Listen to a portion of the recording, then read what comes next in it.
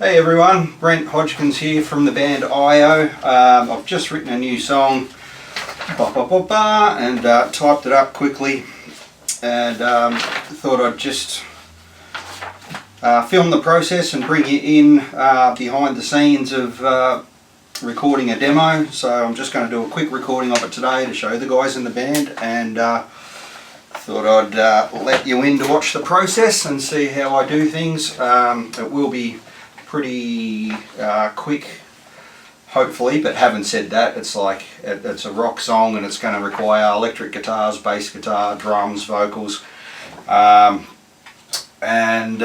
so I'm just in studio here at Bruthen Music, and I've got a couple of guitars selected out that I'm going to use. Already got a drum kit set up there from another session I've worked on in the studio this week, so most of the things are in place. And a bit of a tip when you're writing songs, recording songs, just to have things ready to go and prepared.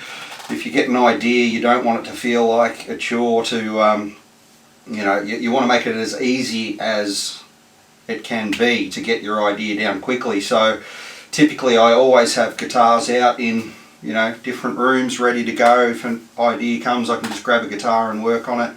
And I've always, I say that and I haven't got one here now, but there's typically always a clipboard with paper in it. I have about 3 of them lying around too, so if lyric ideas come, I can just start writing them down. And iPads and iPhones are great as well for just recording your voice ideas, just to document them so you don't lose them. And you can always come back to them and expand on them. So anyway, this song started coming through yesterday or the day before, and I just had the chorus melody for the vocal line in my head, and just sort of kept playing that over and over, trying to get words to fit. And well, the words were there pretty quickly, but just trying to flesh that out and get more words for the verses and that sort of thing. So I sat down this morning and just wrote until I got it all, and then I've just typed that up and I'm ready to go. So typically what I do is set up a new session in my recording program. I use Cubase Pro 8. There's a few upgrades since Pro 8 come out, but I still use it and love it. And at the end of the day, it doesn't matter what you're using as long as you're creating music. So yeah, same with recording processes, all that sort of stuff. Just don't listen to people that are negative and say you've got to have this, you've got to do that, blah blah blah blah blah. That just gets in the way of being creative. So make sure if you're passionate, just go for it, just do it. And so that's what we're going to do today, get this idea down as quick as we can. I'm lucky enough to have, like I said, most of the gear set up ready to go, so it makes it easy when I get an idea to record it. Now, like I said, it's a full rock song, so it'll probably take, you know, an hour or two to get all this tracked, but so we'll get stuck into it. I'm going to start with guitar. I've got my PRS Custom 22 here. I'm playing through a pedal board I've got in the control room with me, and that's fed through into the tracking room, and I've got a Fender set up in there ready to go. So all I've got on the board that I'm using is an Ibanez TS9 tube screamer, and then I've got a mini tube screamer as well in the chain, just to tighten it up a little bit. Alright, so we're ready to go, we're all set up, so we're going to do a couple of runs actually. We're going to layer the guitar, and then after I do a couple of runs with the PRS, I'll do a couple of runs with the Les Paul Classic, and then we'll just pan them left and right to get a bit of separation, and hopefully the tones complement each other. So here we go.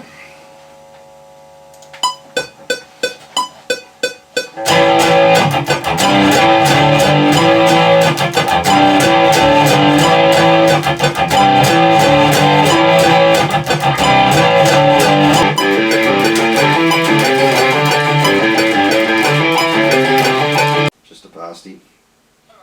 Thanks.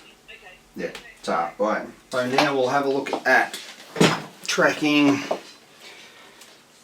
with the Les Paul, just to get a bit of tonal difference.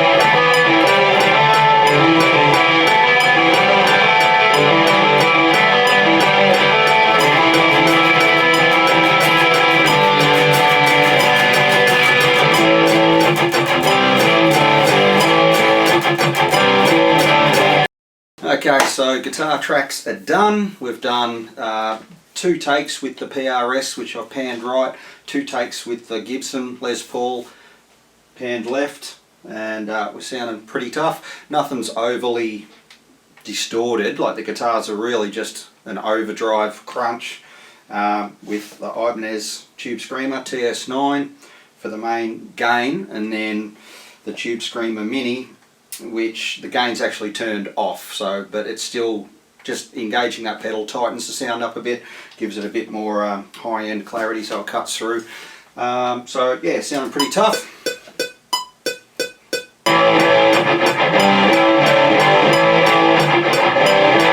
And that's still raw, I haven't EQ'd or compressed or anything like that. But yeah, once you sort of layer a few guitars, it usually sounds pretty fat and pretty good. So we'll have a look now at bass. I'll record some bass down. Before we do that, we'll jump in the recording room and I'll show you how I set up the mics on the guitar amp. And then while I'm there, I might set up the bass amp and we'll get ready to track bass.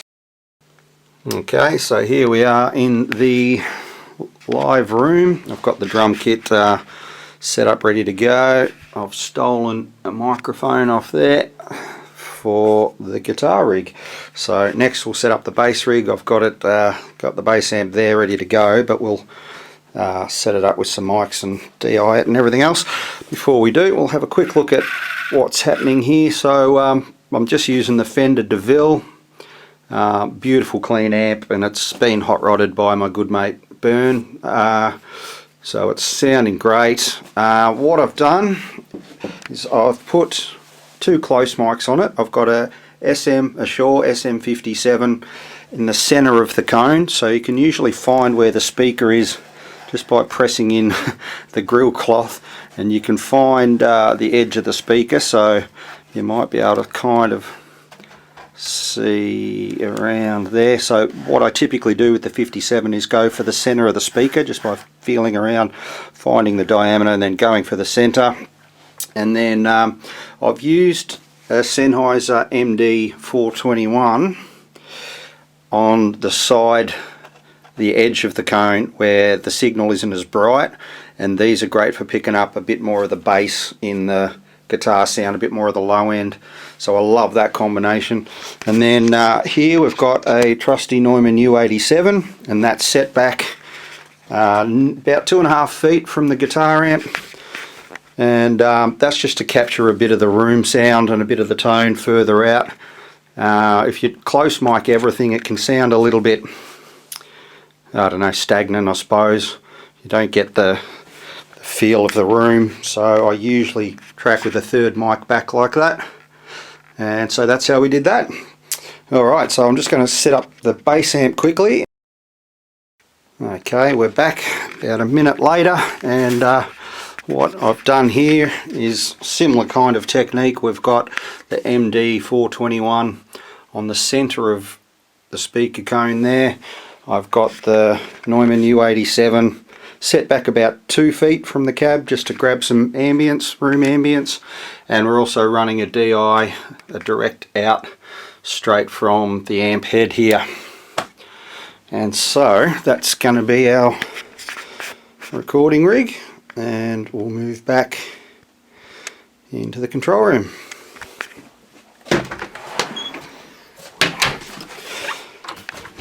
Two doors. 3 doors, 4 doors, and back to the control room. We're gonna grab our bass. Alright, so one other thing to note, the U87 condenser mic that we're using is routed through here, and we're actually just going through the Warm Audio WA73 EQ, and they're a beautiful EQ unit. I always run the U87 through that unit. It just warms it up beautifully. So yeah, so anyway, I'll just get set up to record bass. Hello, how you doing? You come to watch me play bass? Good girl. Alright, we're ready to track some bass, slapping the bass. And I've just run through the same pedal board, same guitar pedal board basically, and then into the bass amp. And I often do that, and what I'm going to do is actually go through the same overdrive pedals, the same tube screamer and the same mini tube screamer.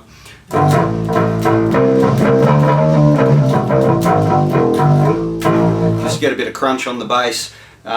Basically Marty, our bass player, has just bought a new fuzz pedal and he probably needs an excuse to warm it up, so why not write a song where he can use his fuzz pedal. So here we go.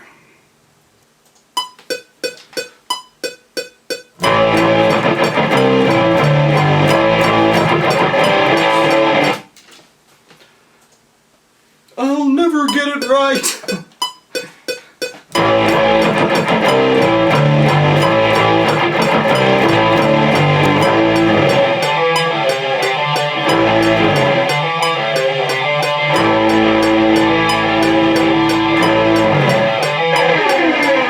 Alright, that's the bass done.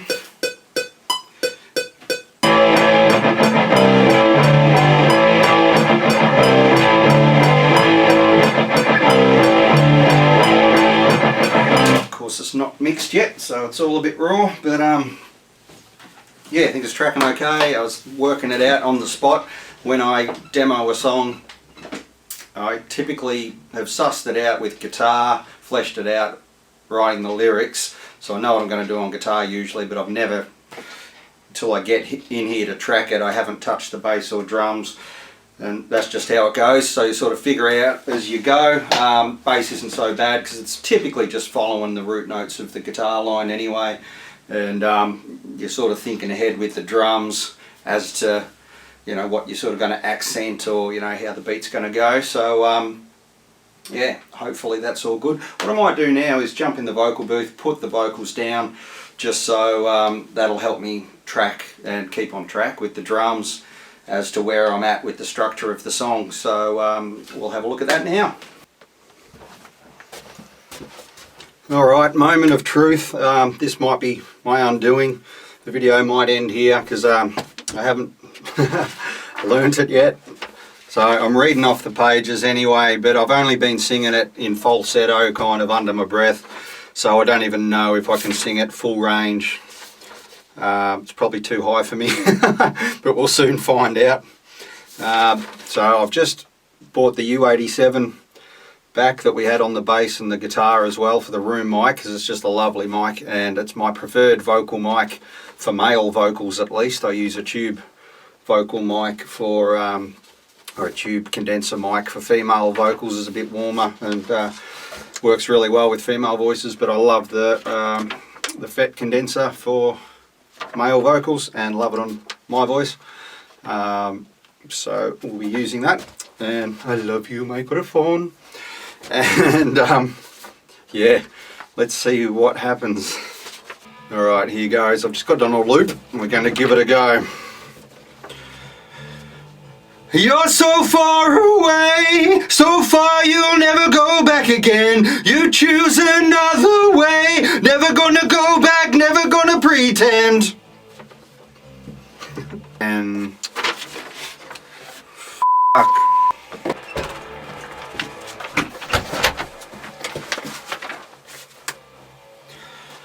You're so far away, so far you'll never go back again. You choose another way, never gonna go back, never gonna pretend.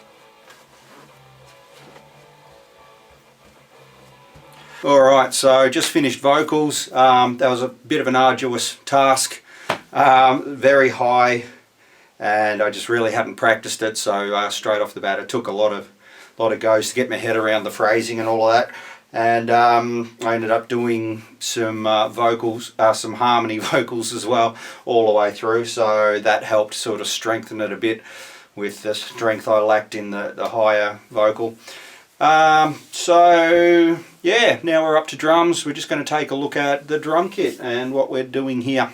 Okay, so we'll have a quick look at the mic setup. So on the kick we're just using a AKG D112 just outside the sound hole there. I normally have a Neumann U87 positioned here as well, but we're not going to worry about that. I do have, we'll come back to that. So if we go in around the kit here, we've just got a Shure SM57 on the snare drum. On the hi-hat we've just got a pencil condenser. I think that one's just a AKG P150. On the toms we've got Sennheiser MD 421s or 421s on the rack toms as well as the floor tom. We've got a pair of Warm Audio WA 47s as overheads, and we've got just a single room mic in the centre, which is the SE Z5600S Mark II, and I'm also going to be tracking from the vocal booth with the Neumann U87, which is sort of pointed back this way, and I'm just going to leave the doors open on the vocal booth into this room, and it's going to catch some of that boom out in the secondary room. Alright, so that's it. Alright, we've just done a line check and we're good to go, so we're going to have a run through.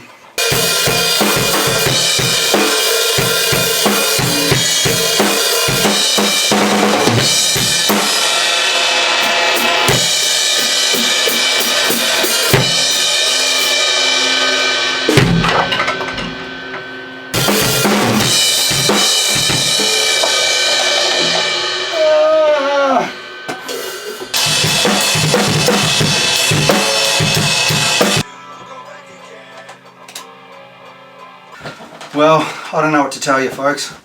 Despite what you may have heard, I can't play drums. That took me about 20 takes to try and figure out what to do, and that's usually not like me at all. I'll just go with the first or second take, but yeah, I don't know, just wasn't feeling it or something, so it's taken me a long time to get a drum track down, but I stuck with it, sweated up a storm. I hope it's worth it. I'm just going to take a look at what we've got.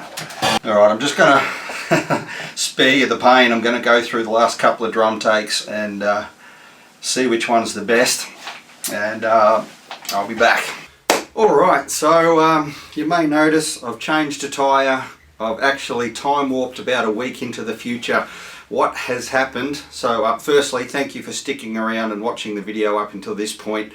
What happened was, after where was I at? The process was taking a long time to track, but also film every part of it, so it took up a lot more time than it normally would for me to just track a song, do all the parts and get the audio side of it together. But I was actually filming as well, obviously, so to make the making of video of this song. So yeah, I got to that point where I started editing all the parts and EQing and all of that, and I was actually really liking the way the song was going, so I stuck with that and decided to get the audio done to start with, and then I ended up getting stuck into making the film clip so I could release the song. So I ended up doing all of that, and at this point it was a week ago that I released that song. So life has got in the road in between. I've been flat out with clients in the studio and just had a massive Easter weekend doing the sound at the Omeo Rodeo and the G-Bung Polo Cross and all of these PA jobs, huge jobs in extreme weather conditions, very cold, very wet. So I've been very, very, very busy. I just released another song yesterday, recorded and wrote and recorded in the same day, and produced a song and released it. So I've been flat out, but I'm back 7 days later to finish, or to wrap it up, this making of video of the song So Far Away. So some of you may have already seen the song on YouTube, and I hope you've all enjoyed it. And I hope you've enjoyed this video and the behind the scenes look at me recording and going through the different instruments and different aspects of recording and how I do it. So sorry if it's ended a bit abruptly, but thanks again for sticking with me until now, and I'll leave a link to check out the song, and hope you enjoy that as much as this video. And thanks again, we'll see you in the next video. Cheers guys, bye.